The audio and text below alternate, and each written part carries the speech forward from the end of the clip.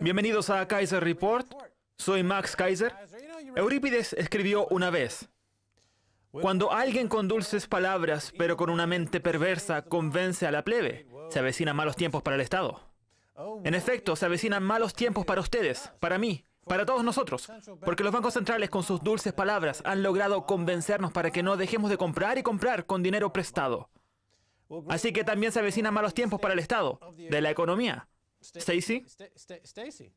Max, veamos el siguiente artículo que recoge en Estados Unidos el USA Today. ¿Está alimentando la Reserva Federal una enorme burbuja de los mercados bursátiles? El artículo nos invita a analizar este gráfico sobre el S&P 500 desde el año 1996 hasta hoy. Vemos que en él se refleja primero la burbuja de Internet, luego la burbuja inmobiliaria y finalmente para la actualidad han decidido poner unas exclamaciones e interrogaciones. El artículo señala que uno podría pensar que actualmente nos encontramos ante la mayor burbuja del mercado bursátil de toda la historia, puesto que a día de hoy los precios en el S&P 500 son un 30% mayores que durante las dos burbujas anteriores. Yo en el pasado me dedicaba al estudio de las burbujas.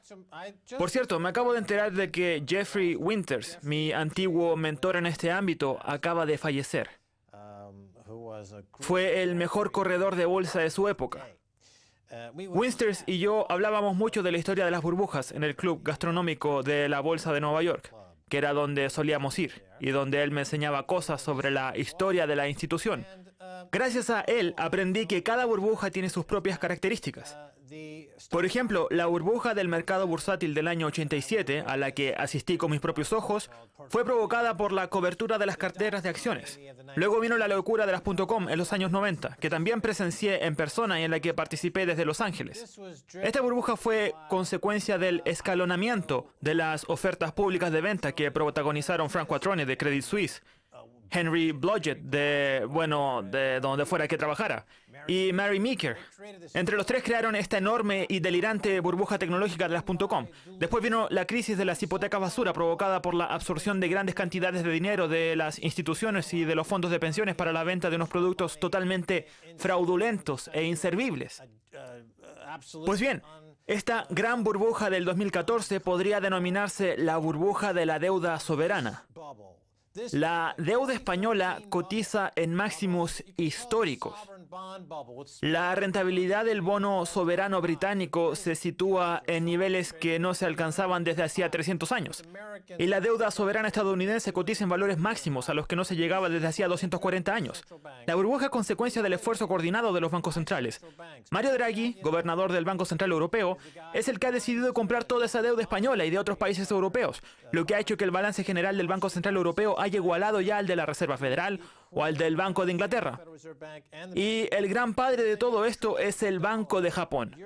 Se están adquiriendo billones de dólares, euros y yenes en deuda tóxica hasta que se alcance un punto de no retorno y se genere una enorme burbuja de la deuda soberana jamás vista. Creo que la adquisición de activos por parte del Banco Central Europeo acabará con el estallido de esta burbuja dentro de no mucho. Bueno, pues a pesar de los gráficos que publica el USA Today en el artículo y a pesar del título, que recordemos es el siguiente, ¿está alimentando la Reserva Federal una enorme burbuja de los mercados bursátiles? El periódico responde a la pregunta de forma negativa. Cito textualmente: el hecho de que la política monetaria de la Reserva Federal haya provocado un incremento del precio de las acciones no significa que haya una burbuja. La razón es sencilla. Para que haya una burbuja no basta con que el precio de los activos esté inflado. Tiene que estar inflado hasta un grado irracional. Y como acabamos de demostrar, ese no es el caso. Incluso podríamos afirmar que el incremento de los precios es del todo racional. ¿Y qué argumento utilizan para demostrar que no es irracional? Que Noah Smith afirma en Bloomberg que los intereses al 0% justifican los valores de las acciones porque el valor de un activo financiero es el valor descontado actual de su futura liquidación. Y cuando la tasa de descuento, en la que influye también la tasa de interés establecida por la Reserva Federal, baja, el valor fundamental verdadero de los activos de riesgo sube de forma mecánica y automática. Se trata de un incremento irracional de los precios, no de una burbuja. Antes de cada crisis, siempre hay una serie de periodistas que salen a la palestra diciendo que no habrá crisis. Antes del crack del 29, muchos periodistas aseguraban que el mercado bursátil se mantendría en estos niveles elevados de forma permanente. Lo mismo ocurrió antes de la crisis de 1987, cuando muchos analistas decían que el valor de los mercados podría duplicarse o incluso triplicarse. Y antes de la crisis de las .com, el propio Alan Greenspan pensaba que la economía habría entrado en una nueva era de permanente prosperidad y que el PBI podría crecer incluso un 4% gracias a Internet. Esa innovación tecnológica tan interesante. Pero lo que sucedió en realidad fue que el Nasdaq sufrió un desplome del 85%. Pues bien, ahora mismo nos encontramos a las puertas de la burbuja de la deuda soberana del año 2014, el mayor desplome del precio de la deuda de la historia.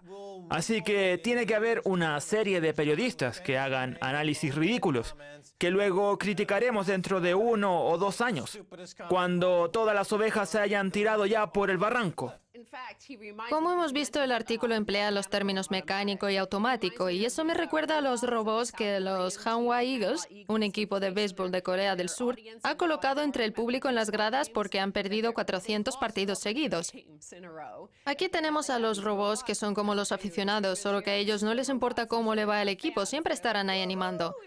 Pues bien, según el artículo, siempre va a haber un robot mecánico, habitualmente un académico o periodista, que diga que es imposible que los mercados no sigan subiendo. Sigamos con esta metáfora. Debajo de la superficie, las empresas estadounidenses están perdiendo dinero a expuertas. Lo que pasa es que se disfraza gracias al dinero que piden prestado al 0% de interés para comprar sus propias acciones, lo que disminuye drásticamente el número de acciones e infla artificialmente los beneficios por acción y la relación precio-beneficio, que se sitúa en torno a los 16, 17 o 18 puntos. Pero si descontáramos todas las acciones que se han recomprado, esa relación se encontraría más próxima a los 30 o 40 puntos, una cifra muy elevada. El problema es que el fraude contable oculta esta burbuja, y lo mismo puede decirse de la participación en la manipulación por parte de los bancos centrales, así como la manipulación a gran escala que se ha hecho de los metales preciosos y las alianzas entre los bancos centrales de todo el mundo. El Banco de Pagos Internacionales, que es el que conoce mejor todo lo que está ocurriendo en el mundo, dijo la semana pasada que tenemos una burbuja de los mercados.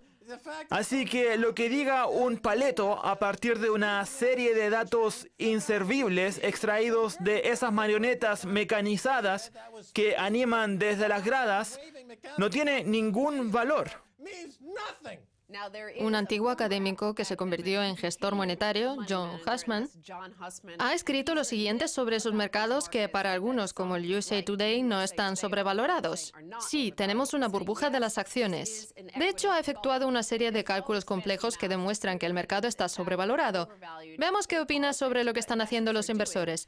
Me da la impresión de que los inversores se han olvidado de la aritmética básica y se han visto envueltos por un pensamiento irracional denominado descuento hiperbólico, que consiste en la disposición a aceptar beneficios mínimos a corto plazo en lugar de esperar pacientemente a obtener mayores beneficios al cabo de un tiempo. En efecto, los intereses al 0% han hecho que los inversores estén dispuestos a aceptar cualquier riesgo, por muy extremo que sea, para evitar el malestar de no sacar ningún beneficio inmediato. ¿Qué ocurriría si un casino de Las Vegas no cobrara nada por las fichas con las que se juega? ¿Qué pasaría? ¿Se jugaría más o se jugaría menos?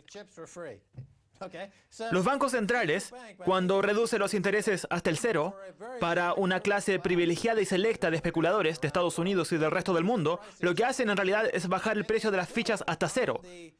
Activan con este movimiento, bueno, no sé si exactamente es así, la máquina tragamonedas de la economía estadounidense, y a veces les llega un dinero caído del cielo.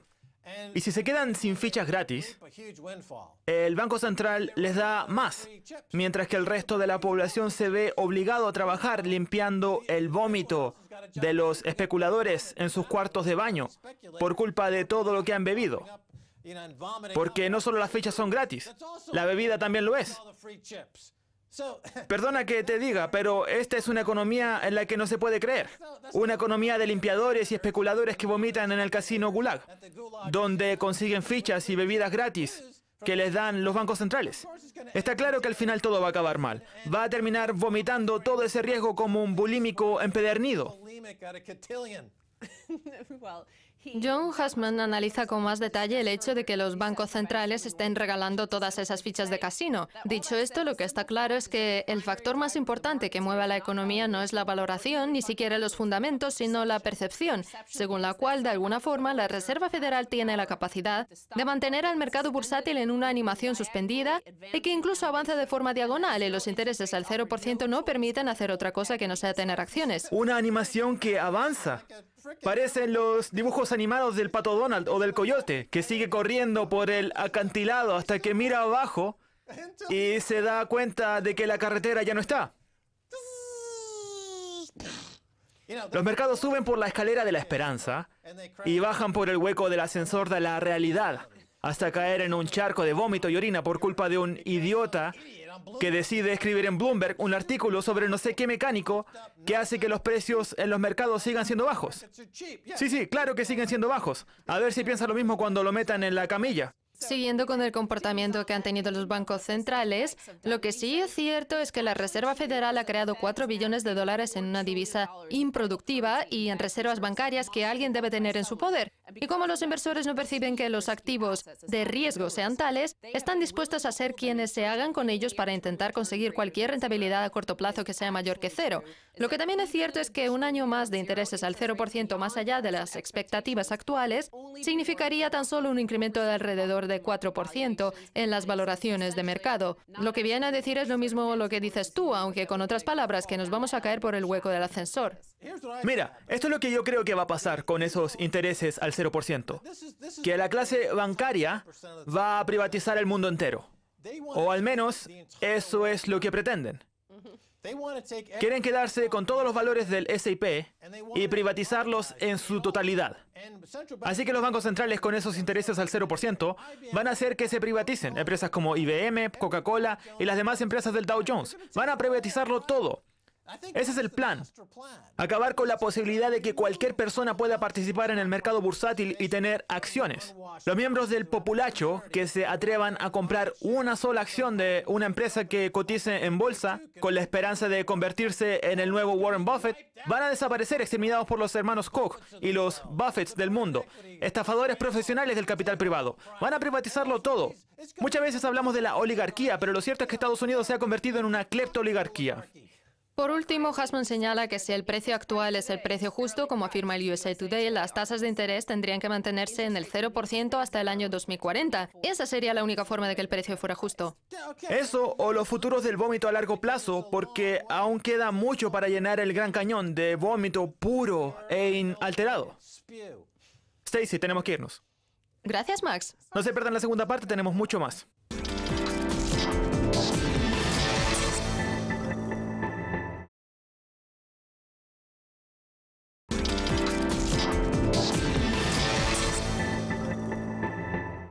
Bienvenidos de nuevo a Kaiser Report, soy Max Kaiser. Es hora de hablar con el aburrido experto en Wall Street, Mitch Firestein, autor de Planeta Ponzi. Mitch, ¿sigue trabajando en la City de Londres como gestor monetario después de todo lo que está pasando? Claro, esto no es un croma, es un fondo real. Gracias por volverme a invitar. De nada. Mitch tiene que contarnos cosas sobre su viaje a Italia y lo que ha descubierto por casualidad. Eso es lo que pasa cuando uno navega por el Mediterráneo con sus ricos amigos suizos. Cuéntenos lo que ha descubierto. Lo que he descubierto es que la economía no va tan bien como quieren hacernos ver el Banco Central Europeo y Mario Draghi, antiguo miembro de Goldman Sachs. Muchos de los bares y restaurantes a los que fuimos a tomarnos unas copas estaban bastante vacíos y los trabajadores se quejaban. A lo mejor es que a usted no les cae bien. Cuidado, ahí viene Mitch Firestein, el aguafiesta de Kaiser Report. Vámonos por la puerta de atrás. Y cuando usted entró ya no había nadie. Es posible, pero cuando uno está en el centro de la ciudad y ve que las terrazas de las plazas que suelen estar llenas de gente tomando una cerveza están ocupadas al 40% a mediados o finales de julio, eso quiere decir algo. Permítame que lo interrumpa. Si esto es cierto, ¿por qué los mercados de deuda de Italia, España y el resto de Europa están alcanzando nuevos máximos históricos? La gente está cerrando los ojos y comprando al precio máximo. Es una locura para aquellos que buscan rentabilidad. Es como inyectarse heroína en las venas, porque los bonos y las deudas de Italia, España y Portugal nunca se van a poder pagar. por lo que acabarán incumpliéndolas. Llevan mucho tiempo intentando posponer la solución del problema, y la verdad es que lo están consiguiendo. Ahora están llevando a cabo una revisión de la calidad de los activos, probablemente el test menos claro del mundo, porque no nos dicen cómo los van a evaluar. ¿Qué es eso? ¿Un nuevo test de estrés? Sí, un nuevo test de estrés que va a realizar el BCE. El Banco Central Europeo. Eso es. El Banco Central Europeo va a hacer un test de estrés a los bancos europeos para decir que todo va bien. Pero eso mismo fue lo que hicieron con Dexia y a las 2 semanas la entidad quebró. El caso es que la emisión de moneda ha hecho que el precio de todos estos activos esté sobrevalorado. Y eso provoca a su vez que la rentabilidad de los bonos se encuentre en mínimos históricos, cuando no hay ninguna posibilidad de que esos países puedan saldar esa deuda. Pero estos test de estrés son fraudulentos. Lo hacen solo para quedar bien. Como usted dice, es como ponerle maquillaje a un cerdo. Exacto. Un montón de barra de labios para que la gente se sienta cómoda y los compre. Y que de esa forma el gobierno no los tenga en sus cuentas. Pero cuando todo se venga abajo, como en Argentina, los medios dominantes no nos cuentan que Argentina está a punto de incumplir 1.500 millones de su propia deuda dentro de 3 días. Y que eso va a desencadenar otros problemas en el sistema bancario. ¿Qué problemas? Bueno, antes que nada me gustaría preguntarle su opinión sobre la situación en Argentina. Paul Singer, capitalista de fondos buitre, adquirió un montón de deuda a muy bajo precio en los tiempos difíciles y luego demandó al banco por la totalidad de esa deuda. Muchas personas, como nuestro amigo Greg Palast, periodista de investigación, se han atrevido a decirle que es un buitre y que no es bueno para la economía. Usted pertenece al sector bancario, Mitch, así que es posible que se encuentre en el otro lado del debate. ¿Qué le parece todo esto? El problema es que ya no hay normas. La Reserva Federal, el Banco Central Europeo y el Banco de Inglaterra han cambiado las reglas y han movido la portería después de jugar el partido. Hay una enorme cantidad de asignaciones erróneas de capital y la gente está invirtiendo mucho dinero en busca de rentabilidad. Pero no está evaluando correctamente el riesgo. Ya no hay gestores del riesgo como yo. Si los intereses están al 0%, ¿es más difícil o más fácil evaluar el riesgo? Siempre es igual de difícil. Lo que pasa es que la gente está invirtiendo dinero en productos que deberían cotizar al 20%, pero que como los intereses están manipulados para mantenerse en cero, están por debajo del 5%. Pero si eliminamos el descuento de los dividendos con unos intereses del 0%, no tenemos una vara de medir que nos permita evaluar el riesgo. No la hay. Usted dice que no hay normas, así que la respuesta está clara. El riesgo es más difícil de evaluar. Me ha dado la respuesta equivocada. Le voy a poner un negativo. Se ha equivocado. En fin, Mitch, vamos a ver unos gráficos. He traído varios. Mitch y sus gráficos. Cuando lo entierren pondrán en su epitafio, tenía muchos gráficos. En fin, vamos a comparar el mercado actual con el de la Gran Depresión. El primer gráfico que vamos a ver refleja la media del Dow Jones entre 1926 y 1929. Seguro que les suena lo que pasó en 1929. Pues bien, el Dow Jones subió el 181% en ese periodo. Y luego tenemos este otro que muestra la evolución del Dow Jones entre 1929 y 1932. Pues bien, como vemos, todo lo que sube baja. Y además sube por la escalera y baja por luego el ascensor, en concreto el 89%. Algo parecido a lo que ocurre hoy en día sucedió entre 1998 y el año 2000, cuando explotó la bomba del Nasdaq y de las .com. Como vemos en este gráfico, el Nasdaq se disparó y creció un 255% en 2 años. Pero luego, entre el 2000 y el 2002, cayó un 78% y destruyó 5 billones de dólares en capitalización de mercado, por culpa de la exuberancia irracional de Greenspan, que provocó la desaparición del 52% de estas empresas tras el estallido de la burbuja de las .com. El siguiente gráfico muestra la evolución del Dow Jones entre el 2009 y el 2014. Como vemos, el índice ha subido el 162%, así que ahora toca preguntarnos si este es el nuevo modo neutral o la antesala de una nueva y desastrosa crisis financiera. El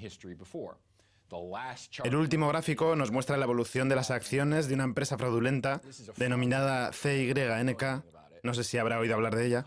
El caso es que, como ya no funciona el mecanismo de descubrimiento de precios y tenemos hiperinflación en las clases de activos, los mercados, guiados por un frenesí en caliente, impulsaron el valor de las acciones de esta empresa hasta los $21.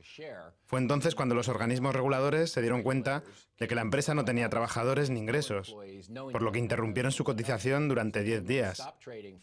Lo interesante de todo es que, como se trata de una empresa fraudulenta que opera en un mercado manipulado, cuando se reemprendió la cotización, la gente siguió operando con esas acciones que cotizaban alrededor de los $5 cuando en realidad no existían. Esto es como cuando yo trabajaba en Wall Street y teníamos las llamadas sábanas rosas, acciones que cotizaban en torno al penique, a los 2 peniques o a los 5. Eso es lo que solía ocurrir con esas empresas anónimas y con pocas operaciones, que eran una especie de farsa.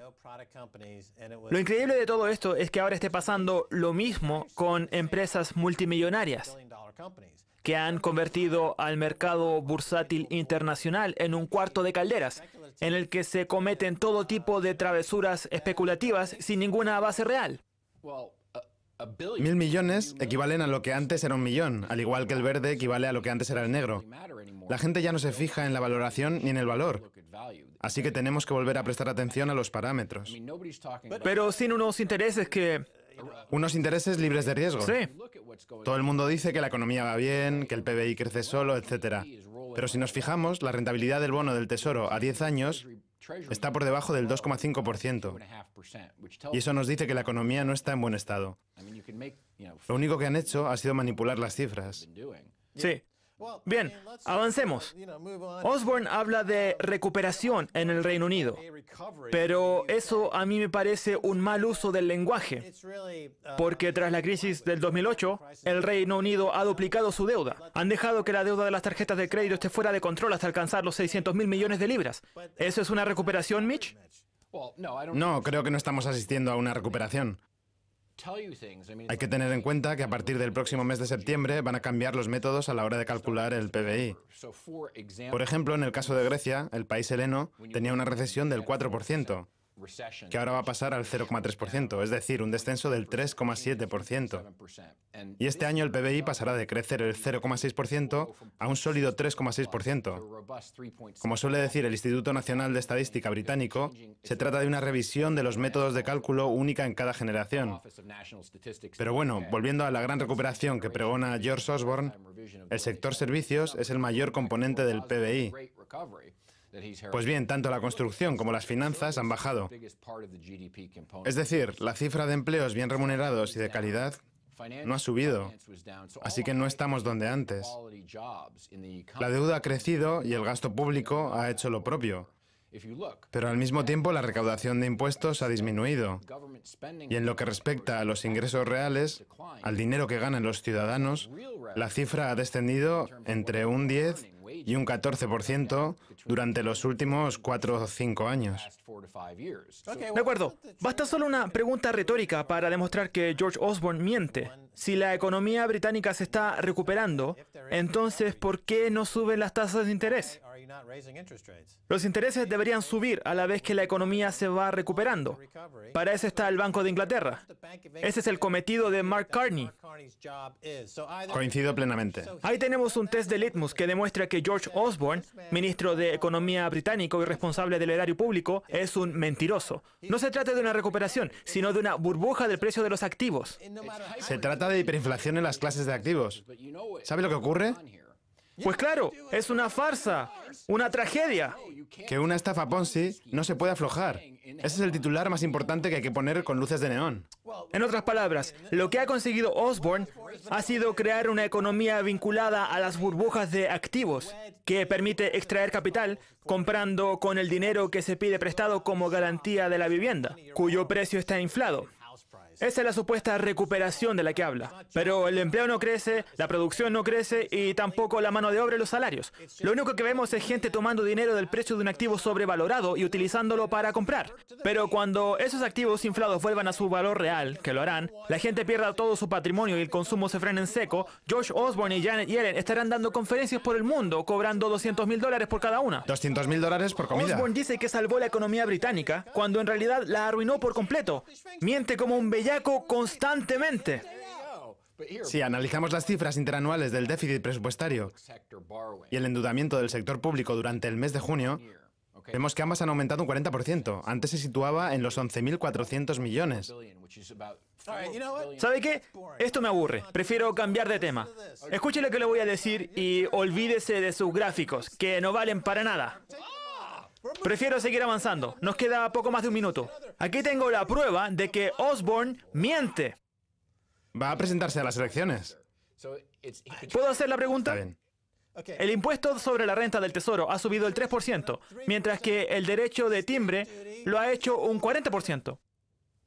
Lo que demuestra a las claras que todo se basa en una gran mentira, la especulación inmobiliaria. Pero la economía no se está recuperando de verdad. Sí, hay muchísima especulación inmobiliaria. El estallido va a ser de proporciones gigantescas. Los activos de los que estamos hablando van a estallar por culpa de esta política ridícula del Banco Central. El problema es que tenemos hiperinflación en ciertas clases de activos. No inflación, hiperinflación. Mark Carney y George Osborne no están haciendo nada para controlar la burbuja inmobiliaria, y eso va a acabar perjudicando a mucha gente. Los que están comprando viviendas en Londres lo van a pasar muy mal cuando el precio se venga abajo. Ocurrirá como en Japón, donde desde 1987 hasta hoy el precio ha caído el 90% desde su nivel máximo, y no volverá a recuperar su nivel en muchísimo tiempo. La gente dice que el mercado inmobiliario británico es cíclico. Piensan, a lo mejor baja el 10%, pero volverán a registrarse nuevos máximos históricos. Pues no. Nunca van a volver a alcanzarse esos niveles. Se trata de una nueva tulipomanía, que no volverá a repetirse en toda la historia. Y los dirigentes actuales pasarán a la historia como sus máximos responsables. Colorín colorado, el auge del mercado inmobiliario se ha acabado. Bien dicho, Mitch Feinstein. Tenemos que irnos. Muchas gracias de nuevo por estar en Kaiser Report. Gracias por invitarme. Muy bien, eso es todo por hoy en Kaiser Report. Soy Max Kaiser junto a Stacey Herbert. Quiero agradecer su presencia a nuestro invitado, Mitch Feinstein, de PlanetPonzi.com. Si quieren contactarnos, envíenos un tweet a Kaiser Report. Hasta la próxima. Adiós.